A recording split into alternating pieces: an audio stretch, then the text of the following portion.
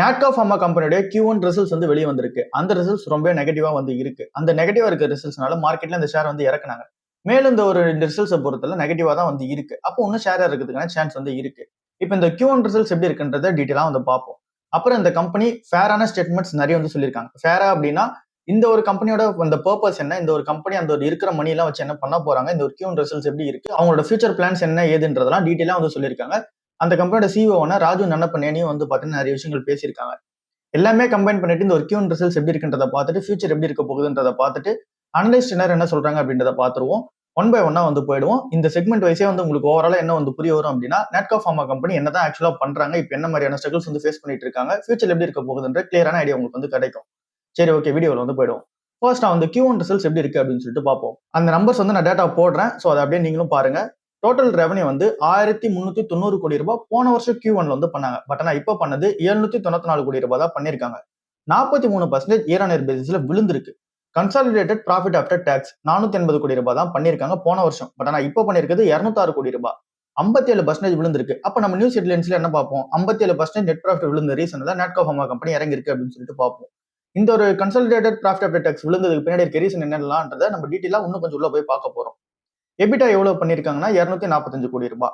EBITDA margin எவ்வளவு பண்ணிருக்காங்க அப்படின்னா 30.9%. இம்ப்ரூவ்மெண்ட் நடந்திருக்கு குவார்டர் ஆன் குவார்டர் பேசிஸ்ல. டொமஸ்டிக் ஃபார்முலேஷன் பிசினஸ் போன வருஷம் 107 கோடி ரூபாய். பட் ஆனா இப்போ 136 கோடி ரூபாய் பண்ணிருக்காங்க. 27% ஏறி இருக்கு. இன்டர்நேஷனல் ஃபார்முலேஷன் பிசினஸ் வந்து 1120 கோடி ரூபாய் போன வருஷம். பட் ஆனா இப்போ 477 கோடி ரூபாய். ஷார்ப்பான டிக்ளைன். இதனாலதான் இந்த ஒரு கம்பெனியோட ரெவன்யூ இறங்கி இருக்கு. இதனாலதான் ப்ராஃபிட்டும் வந்து அடி வாங்கிருக்கு. ஏபிஐ ரெவன்யூ வந்து 52 கோடி ரூபாய் போன வருஷம். இப்போ 66 கோடி ரூபாய், 27% ஏறி இருக்கு. ஆட்காக் ப்ராஃபிட் கான்ட்ரிபியூஷன் வந்து 84 கோடி ரூபாய் வந்து பண்ணிருக்கு. ஸ்ட்ராங்கா வந்திருக்கு. ஆட்காக்ன்றது ஒரு கம்பெனி, சவுத் ஆப்பிரிக்கன் கம்பெனி. அதை வந்து இந்த ஒரு கம்பெனி வந்து பை பண்ணிருக்காங்க. 49% ஆஃப் ஸ்டேக் அவங்க கிட்ட இருக்கு நாட்கோ ஃபார்மா கிட்ட. அதுல இந்த மாதிரி இங்க ரெவன்யூ வந்து பாத்தீங்க அப்படின்னா கான்ட்ரிபியூஷன் பண்ணுது, ப்ராஃபிட்டும் வந்து கான்ட்ரிபியூஷன் பண்ணுது. இப்போ நம்ம ஓவராலா பார்க்கும்போது ப்ராஃபிட்டும் ரெவன்யூ இந்த ஒரு கம்பெனிக்கு நெகட்டிவா வந்து இருக்கு. அதுக்கப்புறமா இன்டர்நேஷனல் ஃபார்முலேஷன் பிசினஸ் நெகட்டிவ்ல இருக்கு. மீதி எல்லாமே செக்மெண்ட் எல்லாமே பாசிட்டிவா வந்து இருக்கு. இந்த ஒரு Q1 இப்படிதான் வந்து இருக்கு. ஹெட்லைன் நம்ம பார்க்கும்போது ப்ராஃபிட் விழுந்ததுனால ஷேர் வந்து இறங்கி இருக்கு அப்படின்னு சொல்லிட்டு பார்ப்போம். இப்போ இந்த ப்ராஃபிட் 57% விழுந்திருக்கு பாத்தீங்கன்னா, அதுக்கு பின்னாடி இருக்க ரீசன் என்ன அப்படின்னு சொல்லிட்டு பார்ப்போம். லெனோலிடிமைட் அப்படின்ற அந்த ஒரு ட்ரக் வந்து இருக்கு. இது நம்ம நிறைய வாட்டி வந்து டிஸ்கஸ் பண்ணிருக்கோம். இந்த ஒரு ட்ரக் வந்து இந்த யூஎஸ் கான்ட்ரிபியூஷன்ல வந்து பாத்தீங்கன்னா ரொம்ப ஹெல்ப் பண்ணுது. இந்த ஒரு நாட்கோ ஃபார்மா கம்பெனி யூஎஸ்ல இருந்து அதிகமான ரெவன்யூ வந்து மேக் பண்றாங்க. அண்ட் தென் ப்ராஃபிட் அவங்க வந்து அதிகமா மேக் பண்றாங்க. அந்த ஒரு யூஎஸ்ல இருந்து ஒரு ட்ரக் வந்து பாத்தீங்கன்னா சூப்பரா வந்து செயல்பட ஆரம்பிச்சிருக்கு. அதுதான் லெனோலிடிமைட். இந்த ஒரு ட்ரக்கோட கான்ட்ரிபியூஷன் சூப்பரா வந்து இருந்துச்சு இத்தனை நாளா. பட் ஆனா இந்த ஒரு கம்பெனி போன குவார்டர்லேயே சொல்லியிருந்தாங்க, Q4 சொல்லியிருந்தாங்க, நெக்ஸ்ட் ஃபினான்ஷியல் 2027 ஃபுல்லாவே எங்களுக்கு நெகட்டிவ்ல தான் இருக்க போகுது. எங்களோட கைடன்ஸே வந்து கம்மியா தான் வைக்கிறோம். என்ன ரீசன் அப்படின்னா லெனோலிடிமைட் சூப்பரா வந்து பார்த்தீங்கன்னா செயல்படப்படாது. அப்புறம் அந்த ட்ரக்ல இருந்து வர சேல்ஸ், அப்புறம் அதுல இருந்து வர கான்ட்ரிபியூஷன் எல்லாமே கம்மியாக போகுதுன்னு சொல்லி சொன்னாங்க. சேம் அது வந்து நடந்திருக்கு. ஸோ இந்த ரெவில்மெட்டோட சேல்ஸ் வந்து பார்த்தீங்கன்னா சுத்தமா வந்து இங்க கம்மியாகிட்டே போகுது. ஸோ அது வந்து இந்த ஒரு கம்பெனிக்கு ஒரு பெரிய பிரச்சனை வந்து கிரியேட் பண்ணி கொடுக்குது. ஸோ அதனால போன வருஷத்தோட Q1 இப்பயும் வந்து கம்பாரிசன் பண்றது கொஞ்சம் பெட்டரா வந்து இருக்காது. எங்களுக்கு ஃபுல்லாவே வந்து மேனேஜ்மெண்ட் ஓப்பனா சொல்றது என்ன அப்படின்னா ஸ்ட்ரைட் ஃபார்வர்டா வந்து சொல்றாங்க, லோயரான லெனோலிடிமைட் ரெவன்யூ வந்து நாங்க பண்ணுவோம். அதனால என்ன நடக்கும் அப்படின்னா லோவான இங்க இன்டர்நேஷனல் ஃபார்முலேஷன் ரெவன்யூ வந்து நாங்க கிரியேட் பண்ணுவோம். அதனால கன்சாலிடேட் பண்ணி பார்க்கும்போது ரெவன்யூ எங்களுக்கு கம்மியா இருக்கும், ப்ராஃபிட்டும் வந்து கம்மியாகும். ஸோ ஃபுல்லாவே இந்த ரெவில்மெட்டோட சேல்ஸ் கம்மியானது தான். அதனாலதான் ப்ராஃபிட் வந்து விழுந்திருக்கு. இப்போ ஒரு இன்வெஸ்டர் நமக்கு என்ன மாதிரி கொஸ்டின் இருக்கும் அப்படின்னா, நாட்கோ கம்பெனி அந்த லெனோலிடிமைட்ன்ற ட்ரக்கு ரீப்ளேஸ்மெண்ட் பண்ற மாதிரி வேற ஆப்ஷன்ஸ் வச்சிருக்காங்களா? கண்டிப்பா வந்து வச்சிருக்காங்க. கம்பெனியோட பைப்லைன் நல்லா இருக்கு. பிரேசில் பிசினஸ் நல்லா இருக்கு. டொமஸ்டிக் பிசினஸ் நல்லா இருக்கு. ஆட்காக்ங்கிறமும் உள்ள வேற வருது. புதுசா யூஎஸ் லான்ச்சஸ் வந்து பிளான் பண்ணிருக்காங்க. R&D வேற வந்து பாத்தீங்கன்னா ஸ்பெண்ட் பண்ண போறாங்க. அப்புறம் இந்த ஒரு கம்பெனி இங்க ஃபண்ட் ரைஸ் பண்ற பிளான்லயே இருக்காங்க. இதை பத்தி நம்ம டீட்டெயிலா பார்ப்போம். இப்போ நம்ம எந்த மாதிரியான செக்மெண்ட்லாம் சூப்பரா வந்து பண்ணிருக்காங்க அப்படின்ற செக்மெண்ட் வைஸ் அனாலிசிஸ் பண்ண போறோம். பிசினஸ் எப்படி க்ரோ இருக்குன்றத பார்க்க போறோம். ஃபர்ஸ்ட் வந்து டொமஸ்டிக் ஃபார்முலேஷன் பிசினஸ் 107 கோடி ரூபாயில இருந்து 136 கோடி ரூபாய், 27% அப்ராக்ஸ் வந்து ஏறி இருக்கு. ஹிஸ்டாரிக்கா இருக்க லெவலோட இப்போ வந்து சூப்பரா வந்து பண்ணிருக்காங்க. என்ன ரீசனாலும் இங்க ஏறுது அப்படின்னா இந்தியாவோட பிசினஸ் அது ஃபுல்லா செமக்ளூட்டேட்டோட அந்த ஒரு சேல்ஸ் சூப்பரா வந்து இருக்கு. அன்காலேஜ் பிசினஸ் நல்லா இருக்கு. பேஸ் பிசினஸ் நல்லா இருக்கு. அப்புறம் வந்து இங்க தேர்ட் பார்ட்டிக்கு செமக்ளூட்டேட் ஆர்டர்ஸ் வந்து இந்த ஒரு கம்பெனிக்கு வருது. தேர்ட் பார்ட்டி கிட்ட இருந்து அது வந்து சூப்பரா பண்ணி கொடுக்குறாங்க. இன்டர்நேஷனல் ஃபார்முலேஷன் பிசினஸ் 1120 கோடியில இருந்து 477 கோடியா குறைஞ்சிருக்கு. பெரிய வீக்னஸா வந்து இருக்கு. சேம் இதுக்கு வந்து இந்த ரெவில்மெட்ன்றதை நம்ம பார்த்துட்டோம். அதை தாண்டி இவங்க என்ன சொல்றாங்க அப்படின்னா ப்ராடக்ட் சைக்கிள்ஸ் வந்து இங்க ஒரு காரணமா இருக்கு. ஆர்டரோட டைமிங் வந்து ஒரு காரணமா இருக்கு. சீசனல் பிசினஸா வர நாங்க பண்ணிட்டு இருக்கோம். அப்புறம் ப்ரீவியஸ் குவார்டர்ல கொடுத்த அந்த ஒரு ப்ராடக்ட் கான்ட்ரிபியூஷன் இப்போ வந்து கிடைக்கல. அதனால இது வந்து அடி வாங்கிருக்கு அப்படின்னு ஓப்பனா சொல்லிட்டாங்க. ஏபிஐ ரெவன்யூ 52 இருந்து 66 கோடி ரூபாய் இருக்கு பாத்தீங்களா? இதுக்கு என்ன சொல்றாங்க அப்படின்னா இன்டர்நேஷனல் ஃபார்முலேஷன்ல வந்து நாங்க கம்பேர் பண்ணி பார்க்கும்போது இப்போ எங்களுக்கு டைவர்சிஃபிகேஷன் பர்பஸ்க்காக ஏபிஐ ரெவன்யூ இருந்து நாங்க வந்து பெஸ்டா தான் பாக்குறோம் அப்படின்னு சொல்லிட்டு சொல்றாங்க. அதனால பாசிட்டிவான சென்டிமெண்ட்ல தான் நாங்க பாக்குறோம்னு சொல்லிட்டாங்க. இப்போ நம்ம பிரேசில், கனடா இன்டர்நேஷனல் எக்ஸ்பென்ஷன் எப்படி பிளான் பண்ணிருக்காங்கன்னு சொல்லிட்டு பார்ப்போம். யூஎஸ் மட்டுமே நம்பி இருக்க முடியாது. அப்பனா நம்ம வேற கண்ட்ரிக்கு போய் ஆகணும். அதனால பிரேசில்ல வந்து க்ரோ ஆயிருக்காங்க. 128 கோடி ரூபாய் ரெவன்யூ வந்து மேக் பண்ணியிருக்காங்க. இது 180% இயர் ஆன் இயர் பேசிஸ்ல ஏறி இருக்கு. கம்பெனியோட ஆன்காலஜி பைப்லைன் பிரேசில்ல வந்து சூப்பரா வந்து இருக்கு. சோ இதனால இந்த ஒரு கம்பெனிக்கு பிரேசில் பிசினஸ் வந்து ஒரு ரெவன்யூ வந்து கான்ட்ரிபியூஷன் பண்ணுது யூஎஸ் பிசினஸ் தாண்டி. அப்புறம் 2027 பிரேசில்ல நிறைய ப்ராடக்ட் வந்து இங்க லான்ச் பண்றதுக்கு பிளான் பண்ணி வச்சிருக்காங்க. அது எல்லாமே பேட்டன் லிட்டிகேஷனால வெயிட் கேங்கிங்ல இருக்கு. பேட்டன் லிட்டிகேஷன் அப்படின்னா இவங்க ஒரு ப்ராடக்ட் விற்கிறாங்க அப்படின்னா அது மேக்ஸிமம் வந்து ஜெனரிக் வெர்ஷன் ஆஃப் ப்ராடக்டா தான் வந்து இருக்கும். அதோட ஒரிஜினல் ட்ரக் மேக்கர் கிட்ட இருந்து இவங்க வந்து அந்த பேட்டன்ட் வந்து வாங்கி அதை வந்து ஜெனரிக் பண்ணி விற்கணும். சோ அது வந்து கோர்ட் கேஸ்னு சொல்லிட்டு போயிட்டு இருக்கும். அது கரெக்டா முடிவுக்கு வந்தது அப்படின்னா 2027 நிறைய லான்ச்சஸ் பிளான் பண்ணது எல்லாமே நடக்கும் பிரேசில்ல. சோ இது வந்து ஒரு அப்டேட்டா இருக்கு. கனடால என்ன பண்றாங்க அப்படின்னா 56 கோடி ரூபாய் இங்க வந்து ரெவன்யூ வந்து கான்ட்ரிபியூஷன் பண்ணுது கனடா பிசினஸ்மே. சோ இது ஒரு நல்ல சைனா நம்ம பார்த்தாகணும். இங்கேயுமே நிறைய ப்ராடக்ட்ஸ் அப்புறம் ஆர்டர்ஸ் வந்து இங்க வச்சிருக்காங்க. அது எல்லாமே ஃபியூச்சர்ல லான்ச் பண்ண போறாங்க. சோ இப்போதைக்கு பிரேசில்ல ஸ்ட்ராங்கா வந்து க்ரோ ஆயிட்டு வராங்க. இங்க கனடாலயும் வந்து பார்த்தீங்கன்னா ஸ்ட்ராங்கா வந்து க்ரோ ஆயிட்டு வராங்க. ஆன்காலஜி பைப்லைன் சூப்பரா வந்து இருக்கு. இப்போ நம்ம ஆட்காக் இன்கிரம் பிசினஸ் எப்படி இருக்கு அப்படின்னு சொல்லிட்டு பார்ப்போம். இந்த ஆட்காக் இன்கிரம்ன்றது சவுத் ஆப்பிரிக்கன் கம்பெனி நம்ம பார்த்தோம்னா அது 49% வந்து அந்த ஒரு கம்பெனியில ஸ்டேக் வச்சிருக்காங்க நேட்கோ கம்பெனி. இப்ப ஆட்காக் மட்டுமே எப்படி பெர்ஃபார்மன்ஸ் பண்ணிருக்காங்க அப்படின்னா இந்த ஒரு Q1ல ரெவன்யூ மட்டுமே 1582 கோடி ரூபாய் பண்ணிருக்காங்க. ப்ராஃபிட் ஆஃப்டர் டாக்ஸ் வந்து 242 கோடி ரூபாய் பண்ணிருக்காங்க. பட் ஆனா இவங்களோட கான்ட்ரிபியூஷன் இவங்க வச்சிருக்க ஸ்டேக்கு 84 கோடி ரூபாய் வந்து வருது. இதுக்கு அவங்க என்ன சொல்றாங்க அப்படின்னா இப்ப 84 கோடி ரூபாயில இருந்து ப்ராஃபிட் மேக் பண்ணது வந்து சீசனல் அப்படின்னு சொல்லிட்டு சொல்றாங்க. மேபி வந்து பாத்தீங்கன்னா ஃபியூச்சர்ல கம்மியாகிறதுக்கான சான்ஸ் இருக்கு. இந்த 84 கோடி ரூபாய் சஸ்டெயின் ஆகிறதுக்கு வந்து பாத்தீங்கன்னா பாசிபிள் இல்ல அப்படின்ற மாதிரி வந்து பேசியிருக்காங்க. ஏன் அப்படின்னா அங்க வந்து ஸ்ட்ராங்கான ஃப்ளூ சீசன் வந்து இருக்கு. அந்த ஃப்ளூ சீசன் இருக்கிறதுனால சவுத் ஆப்பிரிக்கால ஃப்ளூ சீசன் இருக்கிறதுனால சேல்ஸ் வந்து அதிகமா இருக்கு. அது கம்மியாயிடுச்சு அப்படின்னா இந்த ஒரு சேல்ஸ் வந்து கம்மியாகிடும். ப்ராஃபிட் வந்து பாத்தீங்கன்னா 84 கோடி ரூபாய் திரும்ப வருமானது கேள்வியா வந்து இருக்கு அப்படின்றத ஒத்துக்கிட்டாங்க. சோ இப்படி வந்து ஒரு விஷயங்கள் வந்து போயிட்டு இருக்கு. ஆட்காக் இன்கிரம்லயுமே இவங்களோட ஸ்டேக் வந்து இருக்கு. அதுலயுமே ஃபியூச்சர் பொட்டன்ஷியல் வந்து இருக்கு. இவங்க வந்து சவுத் ஆப்பிரிக்கால எதனா ப்ராடக்ட்ஸ் லான்ச் பண்ணணும் அப்படின்னா இந்த ஒரு கம்பெனி மூலமா லான்ச் பண்ணுவாங்க. ஆட்காக் இன்கிரமோட அந்த ப்ராடக்ட்ஸ் எல்லாமே இந்தியாவிலே வந்து பாத்தீங்கன்னா இங்க நாட்கோ ஃபார்மா மூலமா சேல் பண்ண ஆரம்பிப்பாங்க. சோ இது எப்படி பார்த்தாலும் இந்த ஒரு கம்பெனிக்கு பெனிஃபிட்டா தான் வந்து இருக்க போகுது. இப்ப மேனேஜ்மெண்ட் என்ன சொல்றாங்க அப்படின்னா ஃபியூச்சர் பொட்டன்ஷியல் இங்க ஆட்காக் இன்கிரம்க்கு சூப்பரா வந்து இருக்கு. நாட்கோ ஏற்கனவே என்ன பண்ணிருக்காங்க அப்படின்னா 3 புது ப்ராடக்ட் வந்து அதுக்கான எல்லா டாக்குமெண்ட்ஸுமே சப்மிட் பண்ணி அங்க லான்ச் பண்றதுக்கு பிளான் பண்ணி வச்சிருக்காங்க சவுத் ஆப்பிரிக்காக்கு. 18ல இருந்து 24 மாசம் வந்து அந்த ஒரு ஃபைலிங்ஸ் எல்லாமே வந்து பாத்தீங்கன்னா பார்த்துட்டு ரெஜிஸ்ட்ரேஷன்ஸ் எல்லாமே பார்த்துட்டு அந்த டாக்குமெண்ட்ஸ் எல்லாமே வெரிஃபை பண்ணிட்டு லான்ச் ஆகிறதுக்கு டைம் எடுக்கும் அப்படின்ற மாதிரி சொல்றாங்க. அது லான்ச் ஆயிடுச்சுன்னும் போது 2028 டைம்ல அரௌண்ட் 2022 எண்டு அந்த டைம்ல வந்து சவுத் ஆப்பிரிக்கன் மார்க்கெட்லயும் நாட்கோட ப்ராடக்ட் எல்லாமே உள்ள போக ஆரம்பிக்கும். இப்போ நம்ம அடுத்தது வந்து செமிகுலேட்டட் மார்க்கெட் எப்படி இருக்குன்னு சொல்லிட்டு பார்ப்போம். இதுக்கு சிஓனா ராஜீவ் நன்னப்பனேனி அவர்களே என்ன சொல்றாரு அப்படின்னா 2 கோடி ரூபாய் தான் பர் மந்த்துக்கு நாங்க வந்து ரெவன்யூ வந்து ஜென்ரேட் பண்றோம் இந்த ஒரு பிசினஸ்ல இருந்து. சோ இதை நம்ம அப்படியே ரஃபா ஆனுவலைஸ்டா வந்து பார்க்கும்போது 24 கோடி ரூபாய் ஜென்ரேட் பண்றோம்னு வச்சுக்கலாம். பட் ஆனா இந்த மந்த்லி ரன் ரேட் இந்த அளவுக்கு போகுமா? இப்ப 24 கோடி ரூபாய் பண்றது அப்படியே சஸ்டெயின் ஆக மாட்டது கொஸ்டினா வந்து இருக்கு. ஏன் அப்படின்னா இந்த ஒரு கம்பெனி கைடன்ஸ் அந்த அளவுக்கு வந்து வைக்கல. இந்த ஒரு பிசினஸ் மேலே உங்களுக்கு பெருசா நம்பிக்கை இல்லை. ஏன் அப்படின்னா இன்டென்ஸான காம்படிஷன் வந்து போயிட்டு இருக்கு. பிரைசிங் பிரஷர் வேற இருக்கு. இவங்களோட காம்படிட்டர் கம்பெனிஸ் எல்லாருமே இந்த ஒரு மார்க்கெட் உள்ள போறாங்க. சோ அதனால இவங்க வந்து இந்த தேர்ட் பார்ட்டி ஆர்டர்ஸ் வந்து செமிகுலேட்டட் எடுக்கிறாங்க பாத்தீங்கன்னா அதை எல்லாமே பண்ணி கொடுத்துட்டு இவங்க இதுல பேசிக்கா வந்து ஃபோக்கஸ் பண்ண போறது இல்லை அப்படின்ற மாதிரி தான் வந்து தெரியுது. ஏன் அப்படின்னா அதிகமான காம்படிஷன் அப்புறம் பிரைசிங் பிரஷர் இருக்கு ரீசனல ஹை மார்ஜின் ப்ராடக்ட் நோக்கி போக போறதா வந்து பிளான் பண்ணிருக்காங்க. மேனேஜ்மெண்ட் என்ன சொல்றாங்க அப்படின்னா யூஎஸ் பிசினஸ் வந்து இங்க வந்து அடி வாங்கிட்டு இருக்குது நல்லா தெரியுது. ரெவில்மெண்டோட சேல்ஸ் வந்து கம்மியாகுது. இப்ப கண்டிப்பா இதை காம்பன்சேட் பண்ற மாதிரி கண்டிப்பா ஏதோ ட்ரக்ஸ் வந்து இங்க லான்ச் பண்ணி ஆகணும். இதுக்காக 2-3 ட்ரக் வந்து பைப்லைன்ல வச்சிருக்காங்க.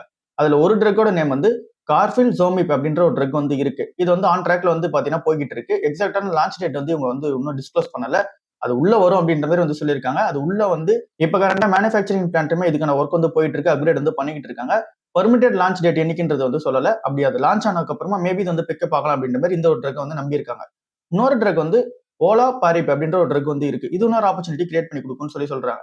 பட் ஆனா இதுல 2 அன்சர்டனிட்டிஸ் வந்து இருக்கு. அதனால மேபி வந்து பார்த்தா இந்த லான்ச் வந்து டிலே ஆகலாம். ஒன்னு வந்து லிட்டிகேஷன் அவுட்கம், இன்னொன்னு வந்து பாத்தீங்கன்னா எக்ஸ்க்ளூசிவிட்டி டிட்டர்மினேஷன்.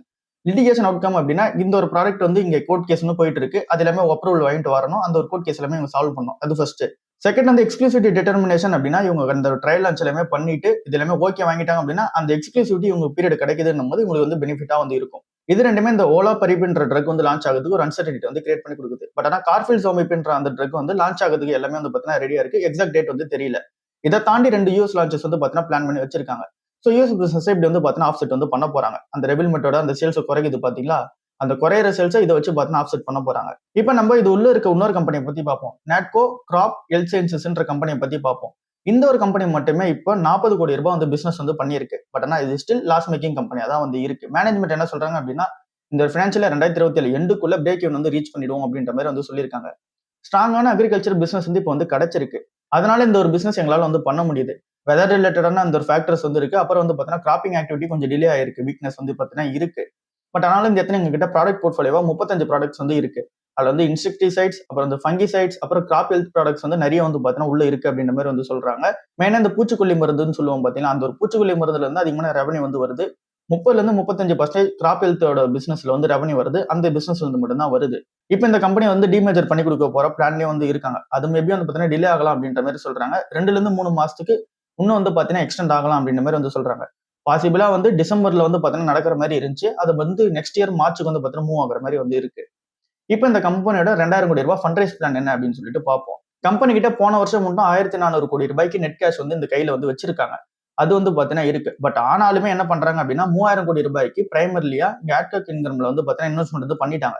சோ அதனால என்ன சொல்றாங்க அப்படின்னா புது ஃபண்ட்ஸ் வந்து தேவைப்படுது அப்படின்ற மாதிரி சொல்றாங்க. என்னதான் கையில பணம் இருந்தாலும் கூட புது ஃபண்ட்ஸ் வந்து தேவைப்படுது. அதனால இந்த 2000 கோடி ரூபாய். அது வந்து இங்க QIP-ஆவோ இல்ல அப்படின்னா ரைட்ஸ் இஷ்யூவாவோ இல்ல அப்படின்னா பப்ளிக் இஷ்யூவாவோ கூட நாங்க உள்ள வந்து எடுத்துப்போம் அப்படின்ற மாதிரி வந்து சொல்றாங்க. மேபி ரைட்ஸ் இஷ்யூ மூலமா அவங்க இந்த ஒரு கம்பெனி ரைஸ் பண்றாங்க மணி அப்படின்னா நம்மளுமே அந்த ரைட்ஸ் இஷ்யூ வந்து அப்ளை பண்ணிப்போம். சரி ஓகே. இப்ப இந்த 2000 கோடி ரூபாய் எடுத்துட்டு போய் என்ன பண்ண போறாங்க அப்படின்னா அக்விசிஷன்ஸ் தான் ஃபர்ஸ்ட் பிளான் வந்து வச்சிருக்காங்க. M&A ஆப்பர்ச்சுனிட்டிஸ் வந்து நிறைய இருக்கு. அதாவது நிறைய கம்பெனிஸ் வந்து பாத்தீங்கன்னா இவங்க பிளான் பண்ணி வச்சிருக்காங்க அக்விசிஷன் பண்றதுக்கு. அது வந்து பாத்தீங்கன்னா ஃபர்ஸ்ட் ஃபோக்கஸ் வந்து பண்ணுவாங்க. அதுக்கப்புறமா கேபிட்டல் எக்ஸ்பெண்டிச்சருக்கு வந்து பிளான் பண்ணி வச்சிருக்காங்க. நார்மலாவே 250-300 கோடி ரூபாய் ஆனுவலி வந்து இங்க கேபிட்டல் எக்ஸ்பெண்டிச்சருக்காக வந்து ஒதுக்கிடுவாங்க. அதை வந்து இன்னும் வந்து இன்க்ரீஸ் பண்றதுக்கான சான்ஸ் வந்து இருக்கு. அப்புறம் கடன் வந்து ஷார்ட் டேர்ம் டெப்ட்ஸ் வந்து கொஞ்சம் வாங்கி வச்சிருக்காங்க. அதை வந்து ரீபே வந்து பண்ணிடுவாங்க. சோ இப்படி வந்து பாத்தீங்கன்னா இந்த 2000 கோடி ரூபாய் யூஸ் பண்ண போறதா சொல்லியிருக்காங்க. இப்ப நம்ம Q1 ரிப்போர்ட் வச்சு நிறைய விஷயங்கள் வந்து பார்த்துட்டோம். இப்ப ஏர்னிங்ஸ் கால் ரிப்போர்ட் எப்படி இருக்கு அப்படின்னு சொல்லிட்டு பார்ப்போம். ஏர்னிங்ஸ் கால் ரிப்போர்ட் அப்படின்னா இந்த ஒரு கம்பெனியோட CEO ராஜீவ் நன்னப்பனேனி அவர்கள் வந்து அப்புறம் இந்த ஒரு கம்பெனியோட சீஃப் ஃபினான்ஷியல் ஆஃபீஸர்ஸ் எல்லாருமே உள்ள வந்திருப்பாங்க. அந்த ஒரு கால்ல அனலிஸ்ட் எல்லாருமே அவங்க கிட்ட கொஸ்டின் வந்து கேட்டிருப்பாங்க. அது மேபி வந்து பாத்தீங்கன்னா உங்களோட கொஸ்டின்ஸாவும் இருக்கும். அந்த மாதிரி கொஸ்டின்ஸ்க்கு இவங்க என்ன ஆன்சர் சொல்றாங்க அப்படின்றத வந்து பார்ப்போம். இது வந்து ஒரு குயிக் ரீகேப் மாதிரி வந்து பார்ப்போம். ஏன்னா நம்ம டிஸ்கஸ் பண்ண விஷயங்கள் தான் அதுலயும் வந்து பேசியிருக்காரு. அதுல தாண்டி பெருசா எதுவும் இல்ல. சோ ஒரு குயிக் ரீகேப் மாதிரி வந்து பார்ப்போம். இன்டர்நேஷனல் ஃபார்முலேஷன் பிசினஸ் 477 கோடி ரூபாய் தான் பண்ணிருக்கீங்க. 1000 கோடி ரூபாய் பண்ண கம்பெனி. சோ அதனால உங்க கம்பெனியோட ரெவன்யூ ப்ராஃபிட் எல்லாமே வந்து அடி வாங்குது. இதுக்கு நீங்க என்ன பிளான் வச்சிருக்கீங்க? அதுக்கு நம்ம என்ன சொன்னோமோ அதே தான் சொல்லிருக்காங்க. டொமஸ்டிக் பிசினஸ் வந்து ஜென்யூனா க்ரோ ஆகுதா அப்படின்ற கொஸ்டின் வந்து கேட்கறாங்க. அதுக்கு இவங்க என்ன சொல்றாங்க அப்படின்னா இங்க டொமஸ்டிக் பிசினஸ் சூப்பரா தான் வந்து க்ரோ ஆயிட்டு இருக்கு. பட் ஆனா செமிகுலேட்டட்ல வந்து பாத்தீங்கன்னா பெருசா எங்களுக்கு ரெவன்யூ வந்து வரல. பட் ஆனா டொமஸ்டிக் பிசினஸ் வைஸ் சூப்பரா தான் வந்து போயிட்டு இருக்கும் அப்படின்றத ஒத்துக்கிறாங்க. ஆன்காலஜில வந்து நல்ல ஒரு ஆர்டர்ஸ் வந்து இருக்கு. சோ இந்த இடத்துல நாங்க வந்து ஃபோக்கஸ் பண்ணி போக போறோம்னு சொல்றாங்க. ஏற்கனவே இருக்கிற பேஸ் பிசினஸும் வந்து நல்லா க்ரோ ஆயிட்டு இருக்கதா வந்து சொல்றாங்க. அப்புறம் இந்த செமிகுலேட்டட்ல என்னதான் பிரச்சனை அப்படின்ற ஃபாலோ அப் கொஸ்டின் வந்து வருது. நாட்கோன்ற பிராண்ட் வந்து அப்ராக்சிமேட்டா 2 கோடி ரூபாய் வந்து பர் மந்த்துக்கு செமிகுலேட்டட்ல இருந்து நாங்க ரெவன்யூ வந்து எடுத்துக்கிட்டு இருக்கோம். பட் ஆனா அங்க காம்படிஷன் இன்டென்சிஃபையா வந்து இருக்கு. எல்லாருமே பிரைசிங் பிரஷர் வந்து போடுறாங்க. ஹெவியான காம்படிஷன் வந்து இருக்கு. சோ பிரைஸ் ரொம்ப கம்மி பண்ணி கொடுக்குற ரீசனால கம்பெனியை பொறுத்தளவு வந்து பாத்தீங்கன்னா பெருசா அது ப்ராஃபிட் மேக் பண்ணுமா அப்படின்ற கொஸ்டின் வந்து இருக்கு கம்பெனிக்கு. ஆனா லாஸ் மேக் பண்ற செக்மெண்டா போயிடுவோம் அப்படின்ற அந்த ஒரு பயம் வந்து இருக்கு. அதனால அதுல அதிகமா ஃபோக்கஸ் பண்றது இல்லை அப்படின்ற மாதிரி சொல்லியிருக்காங்க. 2000 கோடி ரூபாய் நீங்க வந்து ஃபண்ட் ரைஸ் பண்ண போற பிளான்ல இருக்கீங்க. ஏற்கனவே 1400 கோடி ரூபாய் நெட் கேஷா கையில வச்சிட்டு இருக்கும்போது திரும்ப ஏன் 2000 கோடி ரூபாய் கேட்கறீங்க அப்படின்ற மாதிரி கேட்டிருக்காங்க.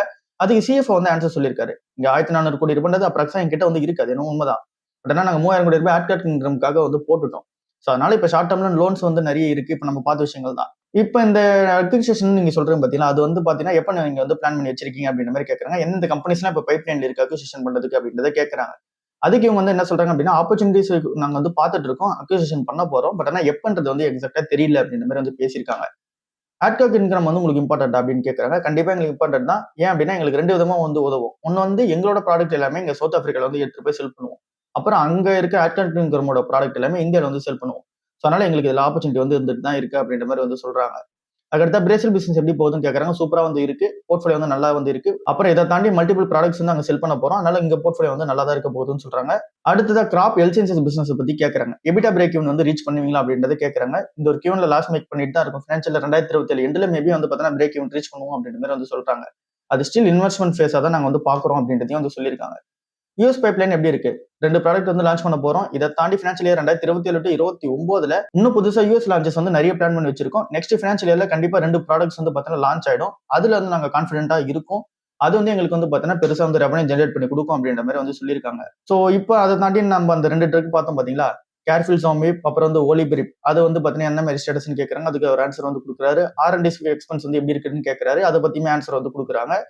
சோ இந்த மாதிரி நிறைய விஷயங்கள் வந்து டிஸ்கஸ் பண்றாங்க. இதெல்லாம் தான் ஓவரால் இந்த ஒரு Q1 ரிசல்ட்ஸ்ல டிஸ்கஸ் பண்ண விஷயங்கள்லாம் வந்து இருக்கு.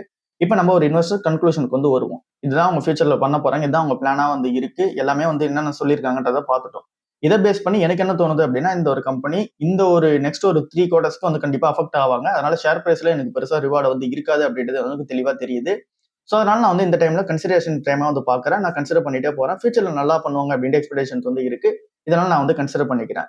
ஆஸ் இன்வெஸ்டர் இப்போ வந்து 903 ரூபீஸ்ல வந்து ட்ரேட் ஆயிட்டு இருக்கு. 5% வந்து இறங்கி இருக்கு மார்க்கெட்ல. 14ன்றது பிரைஸ் ட்ரெயினிங்ஸா வந்து இருக்கு. ரொம்பவே சீப்பான ஒரு கம்பெனியா தான் வந்து இருக்காங்க. அண்டர் வேல்யூஷனான ஒரு கம்பெனியா வந்து இருக்காங்க. ஸோ ஸ்டில் கன்சிடர் பண்ற ரேஞ்சில் தான் இருக்கு. பட் ஆனா உங்களுக்கு ஷேர் பிரைஸ் வைஸ்ல ரிவார்ட் கிடைக்குமா அப்படின்றது கொஸ்டின். இந்த ஒரு கம்பெனி கிட்ட கடன் பெருசா கிடையாது. நெட் கேஷும் கையில வந்து வச்சிருக்காங்க. ஃபியூச்சர்ல ஃபண்ட் ரைஸ் வந்து பண்ண போறாங்க. ஸோ நிறைய விஷயங்கள் பார்த்துட்டோம். ஸோ இதுக்கப்புறம் நீங்க என்ன இதெல்லாம் டிசைட் பண்ணீங்க. இதுதான் ஓவராலா இருக்கிற Q1 ரிசல்ட்ஸா இருக்கு. பட் ஆனா நம்ம ஒரு விஷயத்த மைண்ட்ல வச்சுப்போம். இந்த ஒரு ஷேர் வந்து இந்த ஒரு Q1 ரிசல்ட்ஸ்க்காக வந்து பாத்தீங்கன்னா 5% இறங்கி இருக்கு. மேல வந்து இறங்குறதுக்கான சான்ஸ் இருக்கு. Q2லயும் இதே மாதிரி நெகட்டிவா பண்ணுவாங்க. அப்பயும் வந்து இறங்குறதுக்கான சான்ஸ் இருக்கு. அதெல்லாம் நீங்க மைண்ட்ல வச்சுக்கங்க. ஓவராலா தான் வீடியோ. அடுத்த வீடியோல சந்திப்போம். பாய்.